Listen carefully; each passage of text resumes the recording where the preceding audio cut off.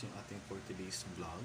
So, dalawang cauliflower. So, ating gugulayin guys. So, ito yung ating menu for today. So, unahin natin guys ay tatanggalin natin sa kanyang tangkay.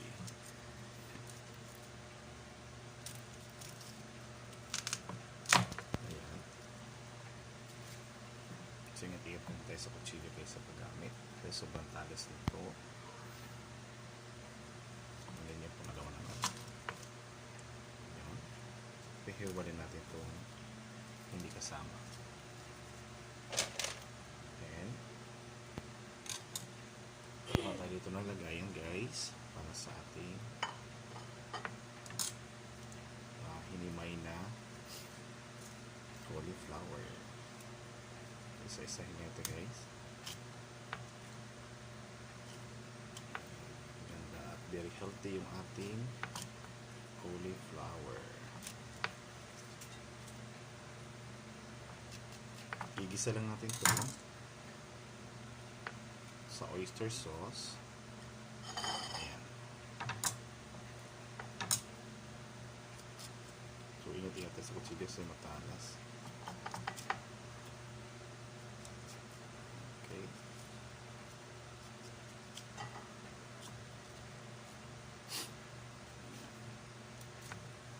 So, ito din, hindi nakasali. Ibibigyan nito sa ano guys. So, mga ibon. So, magiging pagkain kasi yan ng ibon. So, yan. Iwahiwalay lang natin ito.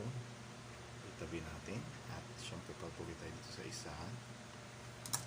Sa ref kasi ito nilagay kaya naging ganito ang kulay.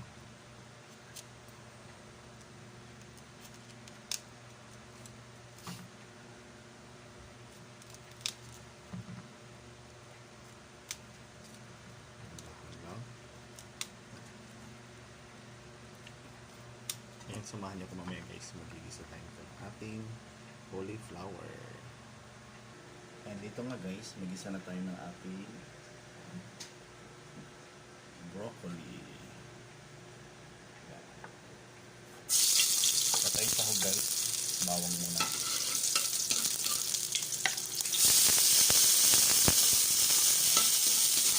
Isa lang natin ito sa bawang, sibuyas, kamatis.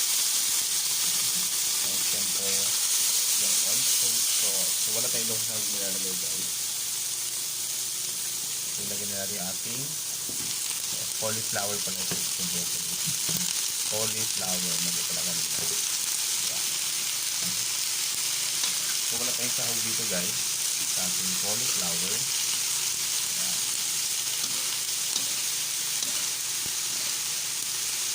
Isa lang yan.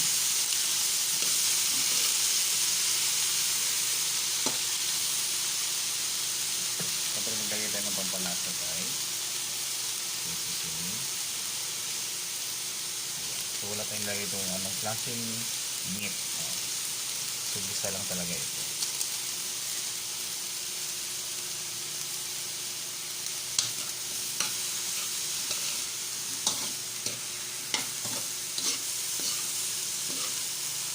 So balisaw ko nito.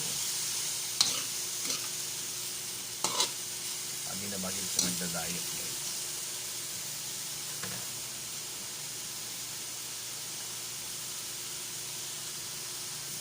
And ayan, mag-add na tayo ng ating oyster sauce.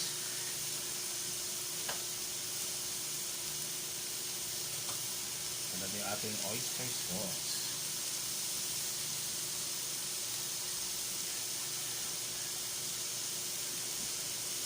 At syempre maglagay tayo ng konting tubig.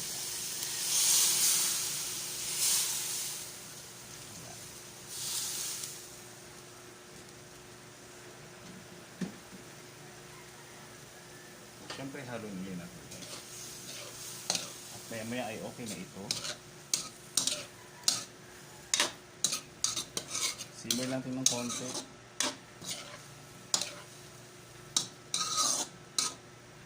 At siyempre tatakpan natin.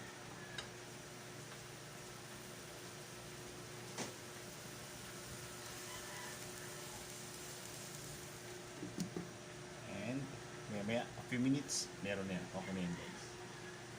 And And then silipin natin guys yung ating cauliflower na inisa lang natin guys sa oyster sauce. Siyempre haluin ulit natin. Yan. So yung texture guys ay okay na to. So i-taste natin yung lasa.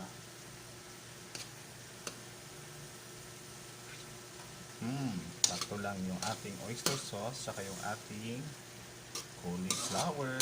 So yummy yummy.